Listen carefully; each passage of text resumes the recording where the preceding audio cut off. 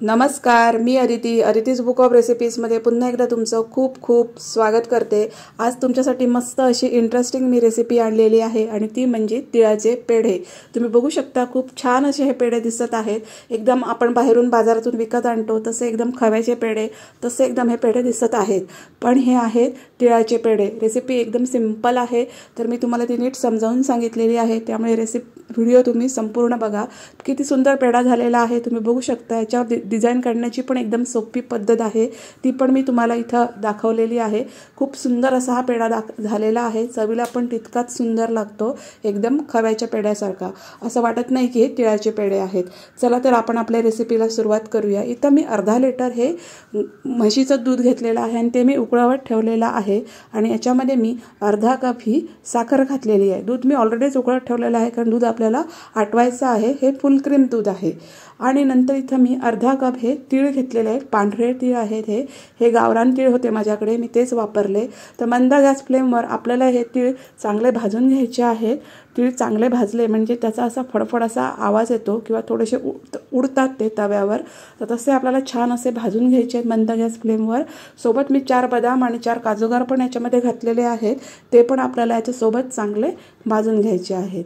हे बघा, मस्त एकदम तीळ भाजून घ्यायचे आहेत, म्हणजे त्याचा जो कच्चेपणा आहे तो सगळा निघून जाईल। खाताना थोडंसं कच्चं वगैरे असं आपल्याला लागणार नाही। तर तीळ छान भाजून झालेले आहेत, तुम्ही बघू शकता। आता मी गॅस बंद केलेला आहे आणि एका प्लेटमध्ये हे काढून घेऊन पूर्णपणे गार करून घेतलेला आहे। हे बघा, खूप सुंदर असे हे पेढे तयार होतात। खूप छान तिळाचे पेढे आहेत असं वाटतच नाही। तर हे बघा, हे सगळं आता मी छान अगदी पूर्ण गार करून घेतलेलं आहे आणि नंतर मिक्सरच्या जारमध्ये काढून घेतलेलं आहे। पूर्ण गार करून घेतल्याशिवाय हे मिक्सरमध्ये काढून घ्यायचं नाही आहे। तर हे सगळं मी आता मिक्सरमध्ये काढून घेतलेलं आहे आणि याची मी पूड करून घेतलेली आहे। एकदम बारीक अशी पूड करून घ्यायची, जेवढी शक्य होईल तेवढी बारीक आपल्याला याची पूड करून घ्यायची आहे। हे बघा, खूप बारीक अशी पूड होत नाही, पण जेवढी शक्य होईल तेवढी बारीक आपल्याला याची पूड करून घ्यायची आहे। हे बघा, छान अशी आपली पूड ही झालेली आहे। मगाचं दूध आहे ते मंद गॅस फ्लेमवर मी आटवत ठेवलेलं होतं। तर हे बघा, बऱ्यापैकी दूध आता ते आटलेलं आहे। जवळजवळ निम्मे दूध झालं की नंतर आपल्याला ही जी पूड आहे तर ती याच्यामध्ये घालायची आहे। एक मंद गॅस फ्लेमवर जर दूध आटवत ठेवलं तर तिथं लक्ष देण्याची पण गरज राहत नाही। थोडं मोठं भांडं घेतलं आणि मंद गॅस फ्लेमवर जर ठेवलं तर ते बरोबर आपणच आटत जातं। हे बघा, तर सगळी पूड मी आता याच्यामध्ये घातलेली आहे। साखरेचं प्रमाण पण परफेक्ट आहे, ह्याच्यामध्ये सगळे जे प्रमाण आहे ते बरोबर परफेक्ट आहे। हे बघा, आणि नंतर मग मी याच्यामध्ये एक अर्धा चमचा वेलची पूड घातलेली आहे। वेलची पूड आवर्जून घाला, खूप छान असा फ्लेवर येतो या पेढ्यांना या वेलची पुडीमुळे। आणि आता मी हे सगळं छान असं मिक्स करून घेतलेलं आहे।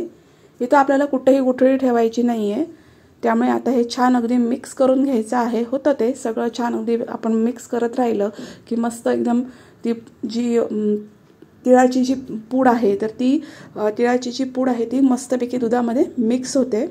हे बघा, छान एकदम मिक्स करून घ्यायचं आणि हळूहळू हे मिश्रण जे आहे ते दाटसर होत जातं। आता याच्यामध्ये मी 2 मोठे चमचे ही मिल्क पावडर घातलेली आहे, किंवा 10 रुपयाचं मिल्क पावडरचं पॅकेट मिळतं, ते संपूर्ण पॅकेट मी इथं वापरलेलं आहे। मिल्क पावडरमुळे सुद्धा पेढ्याची चव आहे ती खूप छान येते। तर ती पण मी आता याच्यामध्ये मिक्स करून घेतलेली आहे। हे बघा, खूप सुंदर असे पेढे तयार होतात, एकदम झटपट पण होतात आणि खूप मस्त अशी तिळाची ही एक रेसिपी आहे। मला खूप ही रेसिपी आवडलेली आहे आणि म्हणूनच मी तुमच्यासोबत ही शेअर केलेली आहे। तर आता हे छान असे सगळं जे आहे ते छान असं मिक्स करून घ्यायचं। हे बघा, कुठेही आपल्याला आता गुठळी ठेवायची नाही आहे आणि हे सगळं आपल्याला आटवून घ्यायचं आहे इथपर्यंत। हे बघा, मंद गॅस फ्लेमवर सतत मिक्स करत राहून मी हे मस्त एकदम आटवून घेतलेलं आहे, त्याला मस्त असं तेल सुटेपर्यंत। आणि याच्यामध्ये हा ऑरेंज कलरचा फूड कलर मी वापरलेला आहे, याच्यामुळे मस्त असा पेढ्यांचा जो परफेक्ट कलर आहे तो येणार आहे या मिश्रणाला। हे बघा, हे सतत मिक्स करत राहून मी हे आटवून घेतलेलं आहे, त्याला नंतर साईडने त्याचं तेल सुटतं। तर इतपत आपल्याला हे मिक्स करून घ्यायचं आहे. आणि ह्या ऑरेंज कलरच्या फूड कलरमुळे ह्याला बघा मस्त असा एकदम परफेक्ट असा हा पेड्यांचा जो कलर आहे तो तसाच परफेक्ट कलर आलेला आहे. आणि आता पुन्हा हे मंद गॅस फ्लेमवर सतत मिक्स करत राहत मी हे पूर्णपणे आटवून घेतलेलं आहे. म्हणजे जवळजवळ त्याचा गोळा होईपर्यंत आपल्याला हे सतत मिक्स करून आटवून घ्यायचं आहे. हे बघा, तर बघू शकता तुम्ही त्याला साईडने मस्त असं भरपूर असं तेल सुटलेलं आहे. आणि मिश्रण घट्ट होईपर्यंत आपल्याला हे मिक्स करून घ्यायचं आहे. त्याचा जवळजवळ एकत्र असा गोळा होईल इथपर्यंत आपल्याला हे छान असं आटवून घ्यायचं आहे. आणि हे सगळं करताना गॅसची फ्लेम मात्र स्लोच ठेवली पाहिजे, मंद गॅस फ्लेमवरच हे करायला पाहिजे. तर तसं मी करून घेतलेलं आहे. बघा, मिश्रण पूर्णपणे आटवून घेतलं मी आणि गार करून घेतलं, पूर्ण गार करून घ्यायचं. हे बघा, आणि नंतर मग मी त्याचा एक गोळा बनवून घेतला. आता आपण याचे पेढे बनवूया. आणि पेढ्यावर एक सिंपल डिझाईन काढण्यासाठी एक सिंपल आयडिया मी तुम्हाला इथं दाखवलेली आहे. तर असा गोळा करून घेतला आणि त्याच्यावर मी ही मगजची बी आहे ती लावलेली आहे.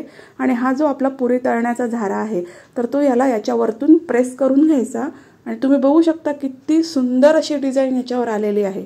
हे बघा, बाहेरून आपण पेढ्या विकत आणतो ना तशीच सुंदर डिझाईन या पेढ्यांवर या झाडामुळे आलेली आहे. तुम्ही बघू शकता. पुन्हा एकदा तुम्हाला करून दाखवते. हे जे मिश्रण जे आपण आटवलेलं आहे त्याचा मस्त एकदम गोळा होईपर्यंत आपल्याला हे आटवून घ्यायचं आहे. तरच याचा परफेक्ट असा पेढ्याचा मस्त असा शेप येतो. आटवून घेतल्यानंतर आपल्याला हे गार करून घ्यायचं आहे. तर गार केल्यानंतर हे मिश्रण अजून थोडं घट्ट होतं, मस्त असा गोळा तयार होतो. आणि नंतर मग आपल्याला ह्याचे पेढे बनवायला घ्यायचे. तर तुम्ही बघू शकता किती सुंदर असे हे पेढे तयार झालेले आहे. डिझाईन पण किती सुंदर दिसत आहे. मगजची बी लावली आहे त्याच्यामुळे अजून हे अट्रॅक्टिव्ह दिसत आहेत. तुम्ही तुमच्या पद्धतीमध्ये अजून वेगळ्या पद्धतीमध्ये पण याला डेकोरेशन किंवा डिझाईन करू शकता. किती सुंदर पेढे झालेले आहेत तुम्ही बघू शकता. एकदम बाहेरून विकत आणलेत असेच हे पेढे दिसत आहेत. कलर आणि टेक्स्चरसुद्धा इतके सुंदर असे पेढे तयार झालेले आहेत. तर तुम्ही नक्की ही रेसिपी ट्राय करा. तुमच्या घरच्यांना सगळ्यांना आवडेल. रेसिपी आवडली असेल तर लाईक करा, शेअर करा. थँक्यू.